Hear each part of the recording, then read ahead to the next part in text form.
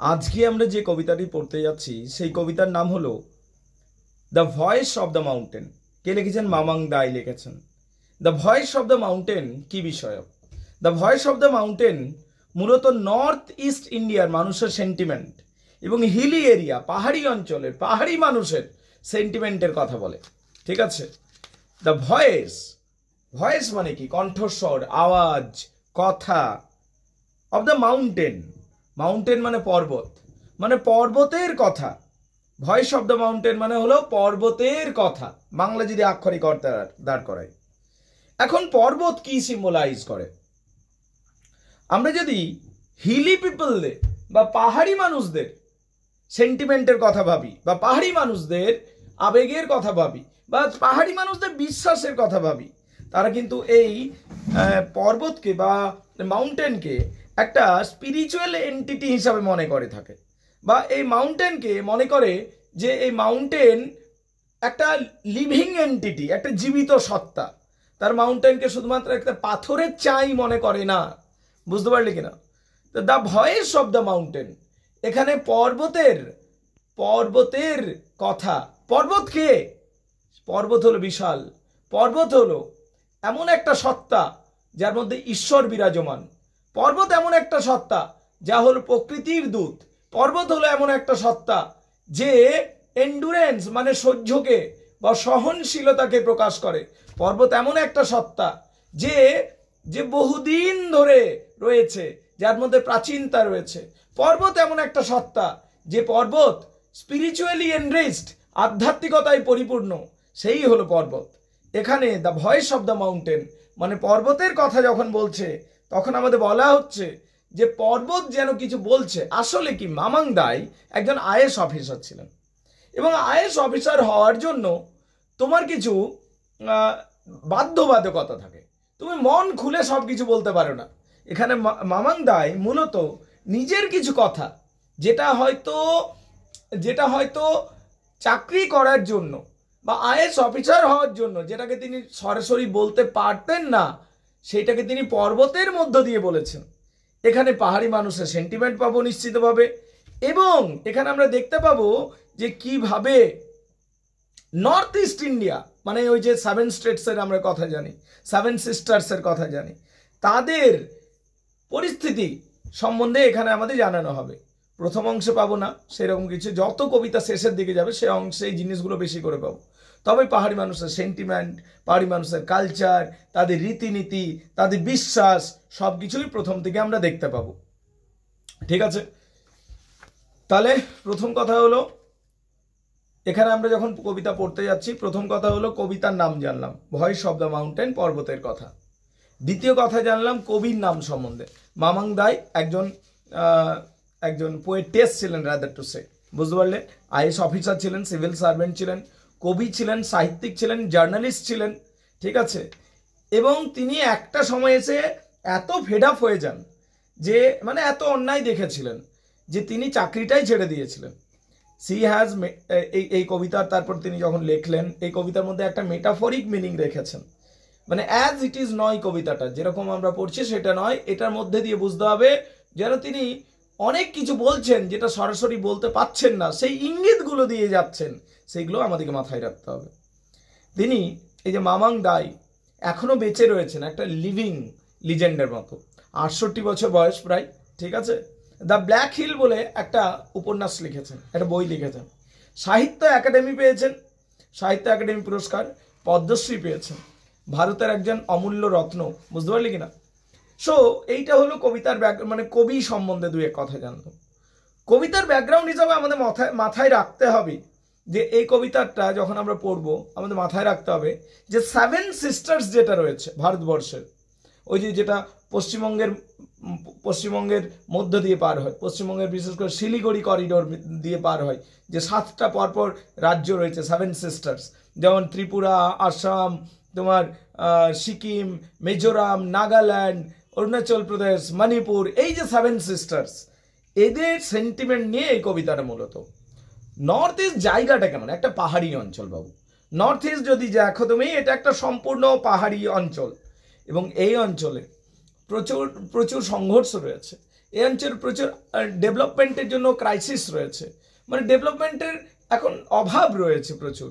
এখানে এখানকার যারা মানুষজন রয়েছে তাদের কালচার আলাদা এবং তাদের লুকগুলো অনেকটা আলাদা। এমনি সাধারণ আমরা যেটা বুঝি, অবশ্য প্রত্যেকটা মানুষেরই লুক আলাদা, সেটার বলবার কি আছে, কিন্তু এরা হিলি মানুষ, পর্বতের পাহাড়ি মানুষ, প্রচণ্ড পরিশ্রমী মানুষ, প্রচণ্ড বলতে পারো খাটতে পারে, প্রচুর hard working person. They are connected to এবং কি they are connected to nature. তারা প্রকৃতি এবং তাদের যে কমিউনিটির যে রুল রেগুলেশন তাদের কাছে অনেক বেশি ভ্যালুয়েবল। আমরা যদি এই জায়গাটার কথা বলি, এই সেভেন সিস্টার্স, এখানে বরাবরই কিন্তু একটা সেপারেটিস্টদের দাপাদাপি রয়েছে। সেপারেটিস্ট মানে যারা বিচ্ছিন্নতাবাদী আন্দোলন করে, যারা ভারত থেকে এইগুলোকে সেপারেট করতে চায়। দেখো, বিইং অ্যান ইন্ডিয়ান, তুমি এইটা কোনো দিন মেনে নিতে পারবে না যে তোমার একটা রাজ্য আলাদা হয়ে যাক। You can never support this, right? তো পয়েন্ট হচ্ছে যে এই দাবিটা বাদ দিয়ে বাকি সমস্ত দাবি ইন্ডিয়া হয়তো মেনে নেবে, কিন্তু ওই যে সেপারেটিস্ট আন্দোলন, এটাকে ইন্ডিয়া বা ভারতবর্ষ কোনো দিনে মেনে নেয় না এবং এটাকে আয়রন হ্যান্ডে, কড়া হাতে এটাকে দমন করতে যায়। এবং সেই জন্য বরাবরই এই নর্থ ইস্টের কিছু কিছু অঞ্চল, পাহাড়ি অঞ্চলগুলো বিশেষ করে, প্রচুর গোলাগুলি চলে, প্রচুর মানুষ মারা যায় এবং সেখানে কিন্তু একটা ইনফিল্ট্রেশনেরও সমস্যা রয়েছে। মায়ানমার প্রতিবেশী রাষ্ট্র, সেখান থেকে কিছু লোক ঢুকে যায়, এইটা একটা সমস্যার জায়গা রয়েছে, ঠিক আছে? সো তবে এটা মনে রাখতে হবে, এই যে মানুষরা রয়েছেন এদের হিলি ট্র্যাডিশন, এদের ভ্যালিউজ, এদের মোরাল ভ্যালিউজ, এদের আইডেন্টিটি যেটা রয়েছে সেটার প্রতি এরা খুবই, এই মানুষরা যারা রয়েছেন এই হিলি এরিয়ার, এরা খুবই কিন্তু আবেগপ্রবণ এবং সর্বোপরি এরা সংবেদনশীল। এখানে মাউন্টেন সম্বন্ধে দু এক কথা বলবো। এখানে মাউন্টেন হলো এক ওমনিসিয়েন্ট, ওমনিপ্রেজেন্ট, ওমনিপোটেন্ট সত্তা। ওমনিসিয়েন্ট যে সব সময় সব দেখতে পাই, ওমনিপ্রেজেন্ট যে সর্ব জায়গায় বিরাজমান, ওমনিপোটেন্ট সর্বশক্তিমান, মানে একটা স্পিরিচুয়াল এন্টিটি এটা যেন। এবং এই মাউন্টেনকে আমরা এখানে যে ভয়েস অফ দ্য মাউন্টেনের, এই মাউন্টেনকে আমরা খুব সহজে গ্রিক মিথোলজির মাউন্ট অলিম্পাসের সাথেও তুলনা করতে পারি। হিন্দু মিথোলজির কৈলাস পর্বত যে রয়েছে সেই পর্বতের সাথেও, কারণ কৈলাস পর্বতের সাথে আমরা আধ্যাত্মিকতা প্রায় সবই জুড়ে দিই, তাহলে কৈলাস পর্বতের সাথেও তুলনা করতে পারো তুমি। তাহলে এটা একটা symbolic poem, no doubt it's a symbolic poem. এই কবিতার মধ্যে তুমি মাউন্টেন কি রিপ্রেজেন্ট করছে, এখানে মাউন্টেন কি রিপ্রেজেন্ট করছে, পার্মানেন্স, যে প্রাচীন যুগ থেকে, সেই বন মানুষের যুগ থেকে আজও পর্যন্ত বিরাজমান। উইজডম এবং কি রয়েছে, প্রচুর জ্ঞান রয়েছে, এন্ডুরেন্স এবং প্রচুর সহ্য করে, এই বিষয়গুলো রয়েছে যেটা মাউন্টেন রিপ্রেজেন্ট করে। পরীক্ষাতে আসতেও পারে যে হোয়াট ডাজ মাউন্টেন সিম্বলাইজ, ঠিক আছে? এখানে ওয়াটার, রেন, রিভার, এই কথাগুলো বারবার উঠে আসবে। নদীর কথা উঠে আসবে, বৃষ্টির কথা উঠে আসবে, জলের কথা উঠে আসবে। এরাও কি কিছু সিম্বলাইজ করছে? হ্যাঁ, অবশ্যই সিম্বলাইজ করছে। এরা কন্টিনিউটি সিম্বলাইজ করছে, মুভমেন্টকে সিম্বলাইজ করছে এবং প্যাসেজ অফ টাইমকে সিম্বলাইজ করছে, এই সমস্ত। আবার সাইলেন্সের কথা আমরা পাবো মাঝে মধ্যে। সাইলেন্স একটা কথা রয়েছে, জানো তো, নিস্তব্ধতা অনেক সময় সব দিকে ভালো উত্তর। নিস্তব্ধতা, সেই সাইলেন্সের কথাও এখানে রয়েছে। Silence conveys deep wisdom and preservation of history beyond words. নিস্তব্ধতা, ধরো মানে নিস্তব্ধতা, silence, words are silver, silence is gold, একটা প্রবাদ বাক্য আছে। এখানে সাইলেন্স যে উইজডমকে রিফ্লেক্ট করে, সাইলেন্স যেন অনেক কিছু বোঝাতে চাইছে, সেই জিনিসগুলো আমরা দেখতে পাবো। এখন যদি বলি এই কবিতায় কি কি ছবি দেখতে পাবো, এখানে ল্যান্ডস্কেপের ছবি দেখতে পাবো, ফরেস্ট, জঙ্গলের ছবি দেখতে পাবো, রিভার্স, নদীর ছবি দেখতে পাবো, চেঞ্জিং লাইট, আলোগুলো যে পার হচ্ছে, চেঞ্জ হচ্ছে, সেইটা দেখতে পাবো। এগুলি বারবার কবিতার মধ্যে আসবে। এই সমস্ত ছবিগুলি একটা যেন মিস্টিক্যাল কানেকশন তৈরি করছে নেচারের। মিস্টিক্যাল মানে কি, ঐশ্বরিক, স্পিরিচুয়াল কানেকশন তৈরি করছে যেন, এইটা আমরা দেখতে পাবো নেচারের সাথে বা স্পিরিচুয়ালিটির সাথে। এই কবিতার মধ্যে কি কিছু কনফ্লিক্ট রয়েছে? নিঃসন্দেহে প্রচুর কনফ্লিক্ট রয়েছে। কি কনফ্লিক্টগুলো? কনফ্লিক্টগুলো রয়েছে state versus central government conflict, মানে এদের রিজনাল আইডেন্টিটি খুব স্ট্রং, বুঝতে পারলে এই মানুষদের, এবং এদের রিজনাল রীতিনীতি যে সেন্ট্রালের রীতিনীতি থেকে অনেকটা আলাদা। তাই স্টেট গভর্নমেন্ট এবং সেন্ট্রাল গভর্নমেন্টের মধ্যে বারবার দ্বন্দ্ব থাকে, এটা আমরা দেখেছি এখানে। নেটিভ এবং মাইগ্রেন্ট, এখানকার আদিবাসী মানুষ এবং যারা এখানে উড়ে এসে উড়ে বসেছে মাইগ্রেন্টস, তাদের মধ্যেও প্রায়শতই সংঘর্ষ হয়, সেটাও দেখেছি। আর্মি ভার্সেস টেরোরিস্ট, এখানে প্রচুর টেরোরিস্ট থাকে, সেই টেরোরিস্টদের সাথে আর্মিকে সবসময় সর্বদা লড়াই করতে হয়, তাই গোলাগুলি এবং বুলেটের আওয়াজ এই বিষয়টাও রয়েছে, অর্থাৎ আর্মি ভার্সেস টেরোরিস্ট কনফ্লিক্টও রয়েছে। তাহলে এইগুলো হলো এই কবিতার রাফ ব্যাকগ্রাউন্ড। বলো এইটুকু বোঝা গেছে কিনা? কামান গাইজ, কারো কিছু অসুবিধা থাকলে বলো এইটুকু পরিষ্কার কিনা, কামান। এবারে কবিতার লাইন ধরে সরাসরি পড়তে শুরু করছি। Let's get start. Okay, let's get start. From where I sit on the high platform, এটা হলো প্রথম line. From where I sit on the high platform, from where মানে যেখান থেকে, আই মানে আমি, যেখান থেকে আমি সিট বসে আছি, অন দ্য হাই প্ল্যাটফর্ম উঁচু জায়গায়, যে উঁচু জায়গায় আমি বসে আছি। পর্বত বলছে, পর্বতটা বলছে, পর্বতের শিখরটা তো সব দিকে উঁচু জায়গাতে, তো সেই যে উঁচু জায়গায়, যে উঁচু জায়গাতে আমি বসে আছি, যে উঁচু জায়গাটাতে আমি বসে আছি, সেখান থেকে আমি সব কিছু দেখতে পাই। তাহলে যে উঁচু জায়গাতে আমি বসে আছি, from where I sit on the high platform, যে উঁচু জায়গাটাতে আমি বসে আছি, আই ক্যান সি, আমি দেখতে পাই, আই ক্যান সি, আমি দেখতে পাই, কি দেখতে পাই? The fiery lights, ferry lights, the ferry lights, ferry lights গুলোকে, ক্রসিং ফেরি লাইটস গুলোকে, আই ক্যান সি, আমি দেখতে পাই। দ্য ফেরি লাইটস, নৌকার আলোগুলিকে বা মালবাহী জাহাজের আলোগুলিকে, ক্রসিং, যা পারাপার করছে, যা নদীটাকে পারাপার করছে, Chris crossing the big river, বড় নদীটাকে যে পারাপার করছে, বড় নদীটাকে যে পারাপার করছে, সেটা আমি এখান থেকে সুন্দরভাবে দেখতে পাচ্ছি। আমি হলাম পর্বত, আমি সব থেকে উঁচু প্ল্যাটফর্মে বসে আছি, সেখান থেকে আমি দূরের নদীটাকে দেখতে পাচ্ছি, এবং সেখানে যে ফেরি লাইটস গুলো, ফেরিগুলো, যে নৌকাগুলো যাতায়াত করছে, সেইগুলোকেও আমি দেখতে পাচ্ছি। এইটা হলো প্রথম 3 লাইন। বলো এইটুকু বোঝা গেছে কিনা? Everybody gets it clear? Okay, let's get start. তাহলে কি হলো এই 3টে লাইন? From where I sit on the high platform, যে উঁচু জায়গাতে আমি বসে আছি, আই ক্যান সি, আমি দেখতে পাই, দ্য ফেরি লাইটস ক্রিস ক্রসিং, নৌকার আলোগুলিকে বা মালবাহী জাহাজের আলোগুলিকে, যেগুলি পারাপার করছে, ক্রিস ক্রসিং, যাতায়াত করছে, Chris crossing the big river, বড় নদীটা। এখন প্রশ্ন আসতেই পারে যে বিগ রিভার বলতে কোন নদীর কথা বললো? বিগ রিভার বলতে সিয়াং রিভারের কথা বলছে, বা ব্রহ্মপুত্র নদীর কথা বলছে। ব্রহ্মপুত্রের একটা অংশ সিয়াং রিভার, ঠিক আছে। I know the towns, the estuary mouth, আমি জানি, আই নো দ্য টাউনস, আমি জানি, দ্য টাউনস, সেই শহরটাকে আমি জানি, সেই শহরগুলোকে, আই নো দ্য টাউনস, আমি জানি সেই শহরগুলোকে, দ্য এস্টিউরি মাউথ, এবং মোহনার মুখকে আমি জানি, আই নো, আমি জানি, দ্য টাউন, শহরগুলিকে, অ্যান্ড দ্য এস্টিউরি মাউথ, যেগুলি ওই মোহনার মুখে অবস্থিত। মানে আমি জানি শহরগুলিকে ও মোহনার মুখকে। মোহনা কোথায়? নদী সমুদ্রের সাথে মিশছে, ওই যে অঞ্চল, দুটো নদী মিশছে, মোহনা, সেটা। তা আমি জানি, আই নো দ্য টাউনস, আমি জানি শহরগুলিকে, দ্য এস্টিউরি মাউথ, যে এবং মোহনার মুখকে, ঠিক আছে, বা মোহনার মুখে যে সমস্ত শহরগুলো রয়েছে সেগুলোকে আমি জানি। দেয়ার, সেখানে, বিয়ন্ড দ্য লাস্ট ব্যাঙ্ক, শেষ কিনারাকেও আমি জানি। দেয়ার, সেখানে, beyond the last bank, beyond মানে পরে, শেষ, শেষ কিনারা, লাস্ট ব্যাঙ্ক, লাস্ট ব্যাঙ্ক, নদীর পাড়কে ব্যাঙ্ক বলা হয়, কিনারা, শেষ কিনারাটাকেও আমি জানি। যেখানে দ্য কালার্স, যেখানে রঙগুলো সব, ড্রেন্স ফ্রম হেভেন, যেখানে রঙগুলো সব স্বর্গ থেকে নেমে আসছে, যেখানে ওয়ের দ্য কালার্স, রঙগুলো সব, ড্রেন্স মানে মিলছে, পড়ছে, ফ্রম হেভেন, স্বর্গ থেকে, মানে রামধনুর কথা বলছে। আসলে ওখানে কি, নদীর ওই পাড়ে শেষ সীমানাতে প্রচুর পাহাড়ে রয়েছে। এবার কি হচ্ছে, যখন বৃষ্টি হয়েছে তারপরে রামধনু হয়েছে, বৃষ্টি হওয়ার পর রামধনু হচ্ছে, সে যেন মনে হচ্ছে পাহাড়, যেন মনে হচ্ছে সেই ঝর্ণা থেকে কি হচ্ছে, যেন আকাশ থেকে এবং ঝর্ণা থেকে যেন রং নেমে আসছে, সেটাই বলছে। দেখো, আই নো দ্য টাউনস, আমি শহরগুলিকে জানি, এস্টিউরি মাউথ, যেগুলো মোহনার মুখে অবস্থিত রয়েছে, মানে আমি শহরগুলিকে জানি এবং মোহনাটাকেও জানি। দেয়ার, বিয়ন্ড দ্য লাস্ট ব্যাঙ্ক, এবং শেষ কিনারার পিছনে, ওয়ের কালার, যেখানে রংগুলো পর্যন্ত, ড্রেন্স মিশেছে ফ্রম হেভেন, স্বর্গ থেকে রংগুলো এসে মিশছে, মানে রামধনু হয়েছে, সেটার কথা বলছে।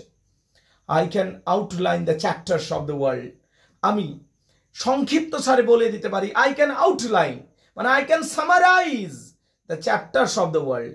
এই পৃথিবীর অধ্যায়গুলোকে আমি সামারাইজ করে বলে দিতে পারি, আমি সংক্ষিপ্ত সারে বলে দিতে পারি। এখন প্রশ্ন হচ্ছে চ্যাপ্টার কেন?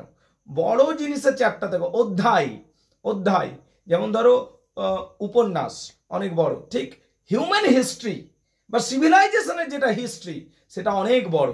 তো সেখানে সেটাই বলছে যে আমি এই পৃথিবীর অধ্যায়গুলিকে আমি ডিটেলসে বলে দিতে পারি এবং সংক্ষিপ্ত করে বলে দিতে পারি, মানে আমার এত ডিপ নলেজ আছে এ বিষয়ে।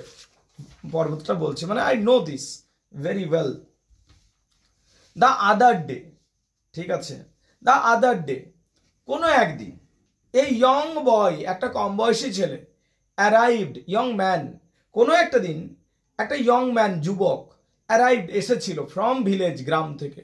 কোনো একটা দিন একটা যুবক এসেছিল গ্রাম থেকে, কোনো একটা দিন একটা যুবক এসেছিল গ্রাম থেকে, কোনো একটা দিন একটা যুবক এসেছিল গ্রাম থেকে। কেন? Because he could not speak, তার কারণ সে কথা বলতে পারে না। একটা ছেলে কথা বলতে পারে না, তো সে পর্বতের কাছে কেন এসছে? কারণ এটাই হলো পর্বতের সেন্টিমেন্ট, পর্বতে হিলি এরিয়ার সেন্টিমেন্ট, যে সমস্ত প্রবলেমের সলিউশন পর্বতের কাছে রয়েছে। তুমি পর্বতের কাছে, প্রকৃতির কাছে গিয়ে পর যা চাইবে মন থেকে, পর্বত বা প্রকৃতির কাছে সেই ক্ষমতা আছে যে তার মিরাকেল পাওয়ারের দ্বারা, ম্যাজিক্যাল পাওয়ারের দ্বারা, স্পিরিচুয়ালিটির দ্বারা সে তোমাকে ঠিক করে দিতে পারে। একটা ছেলে যে বোবা, কথা বলতে পারে না, সে এসছে পর্বতের কাছে এই প্রার্থনা নিয়ে যা আমার যেন গলাতে কণ্ঠস্বর ফিরে আসে। তোরা বলছি দ্য আদার ডে, অন্য একদিন এই ইয়ং ম্যান অ্যারাইভড, একটা কম বয়সী ছেলে এলো ফ্রম ভিলেজ গ্রাম থেকে। Because he could not speak, সে কথা বলতে পারতো না, তাই সে এসেছিল।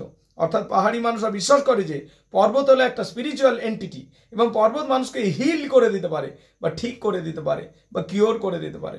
পর্বতের এই ক্ষমতা রয়েছে।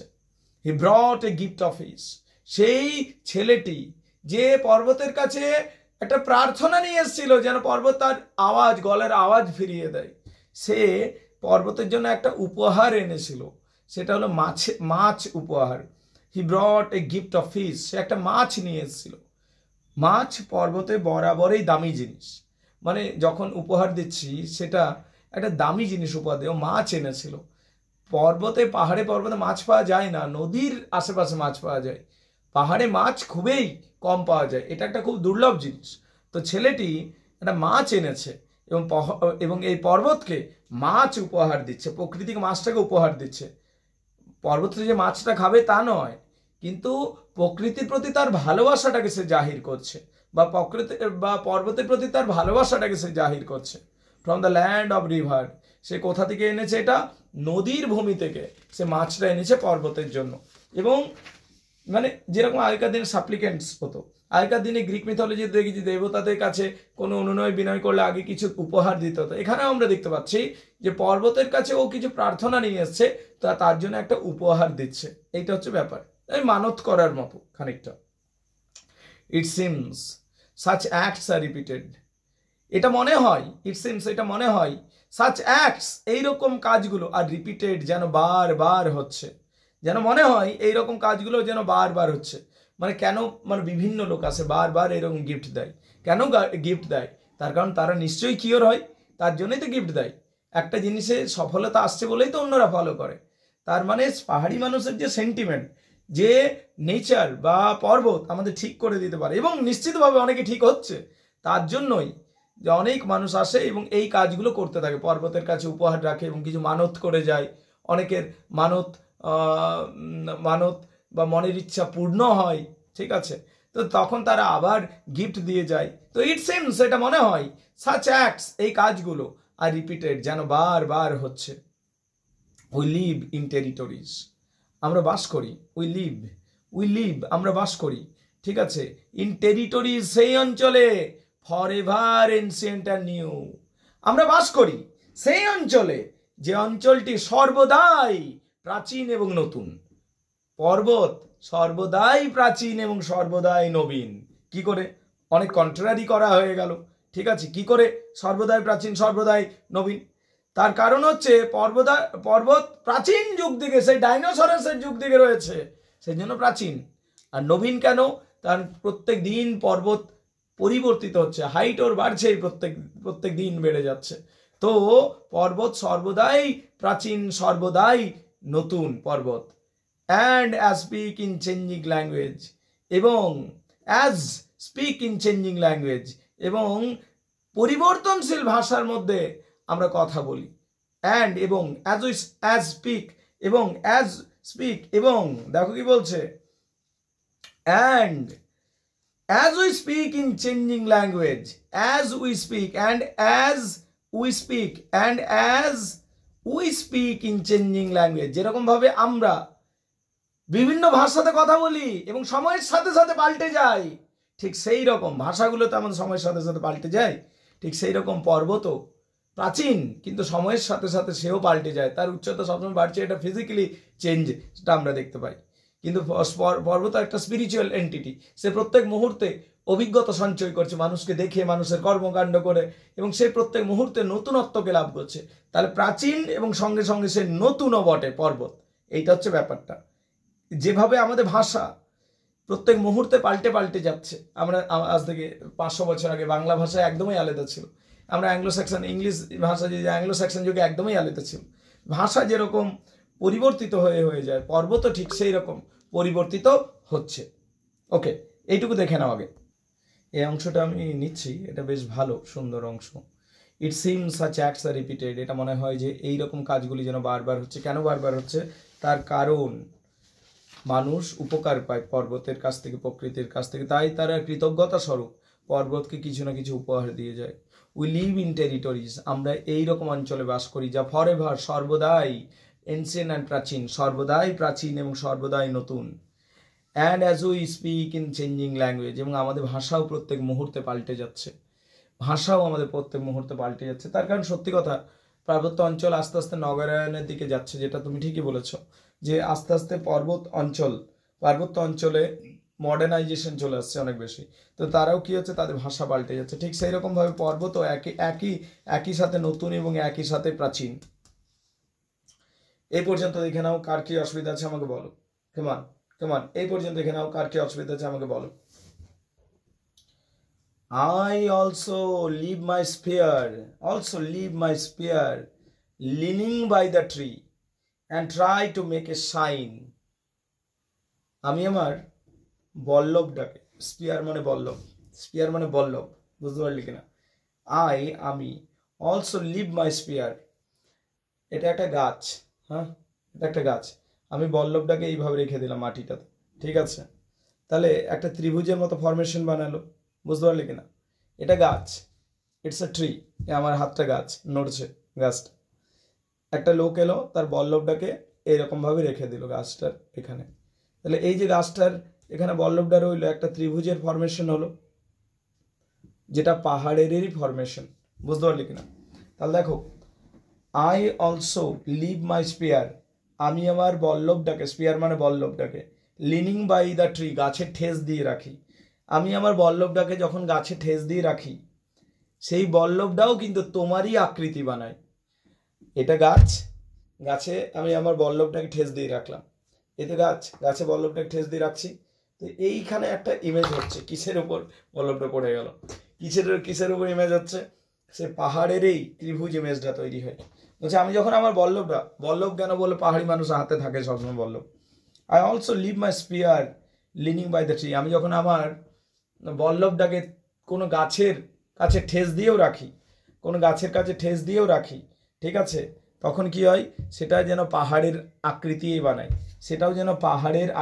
বানায়, I also leave my spear leaning by the tree, পাহাড়ের আকৃতি একটা পবিত্র আকৃতি এনাদের কাছে। And try to make a sign, যেন আমি তোমার চিহ্নই বানানোর চেষ্টা করি। কামান গাইজ, আমি I try to make a sign, আমি একটা চিহ্ন বানানোর চেষ্টা করি যেটা তোমারই চিহ্ন। মানে এখানে কি বলতে চাইছে, মানে চিহ্নটা কেন বানাচ্ছে, এটা পাহাড়ি পিপলের সেন্টিমেন্ট রে, ব্যাস, দ্যাটস অল, বুঝতে পারলি কিনা? The mountain then changes into warrior, mountain এখানে নিজেকে এখানে তুলনা করছে, একটা মাউন্টেন যেন এখানে তুলনা করছে যে মাউন্টেন দেন চেঞ্জেস ইন্টু এ ওয়ারিয়র, মাউন্টেন যেন এখানে একটা যোদ্ধার মতো, বুঝতে পারলে কিনা?